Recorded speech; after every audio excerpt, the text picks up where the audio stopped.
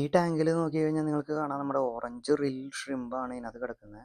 നമ്മളതിനകത്തൊരു 4 pair അല്ല 2 പെയറിനെയാണ് നമ്മൾ കൊണ്ടുവന്ന് ഇറക്കിയത്. അപ്പോൾ ഇതിനകത്ത് ഇപ്പോൾ നമ്മൾ എല്ലാ ദിവസവും ഫീഡ് ഇട്ട് കൊടുക്കുമ്പോൾ റെഗുലറായിട്ട് അങ്ങോട്ട് ഇട്ട് കൊടുത്ത് പോകാറുണ്ട്. നമുക്ക് അതിനകത്ത് കുറച്ച് സ്ഥലം പരിമിതി കാരണം കറക്റ്റ് അങ്ങോട്ട് ചെന്ന് നോക്കാനൊന്നും പറ്റിയിരുന്നില്ല. പക്ഷെ ഇപ്പോൾ നമ്മൾ കുഞ്ഞുങ്ങളുണ്ടായി അവ വലുതായി കഴിഞ്ഞപ്പോൾ നമുക്ക് നല്ല നോട്ടീസബിളായി. നിങ്ങൾക്ക് നോക്കിയാൽ അറിയാം ഇതിനകത്ത് നിറച്ച് കുഞ്ഞുങ്ങൾ വലുതായിട്ടുണ്ട്. നമുക്ക് എങ്ങനെയെങ്കിലും ഒരു 40 കുഞ്ഞുങ്ങളുടെ അടുത്തൊക്കെ ഇതിനകത്ത് ഉണ്ട്. അപ്പോൾ ഇതിനകത്ത് വേറെ വെള്ളം ചേഞ്ച് ചെയ്യലോ അങ്ങനെയൊന്നും ചെയ്തിട്ടില്ല. നമുക്ക് അവയ്ക്ക് വേണ്ടിയിട്ടുള്ള ജാവ ഫേൺ ഇട്ട് കൊടുത്തിട്ടുണ്ട്.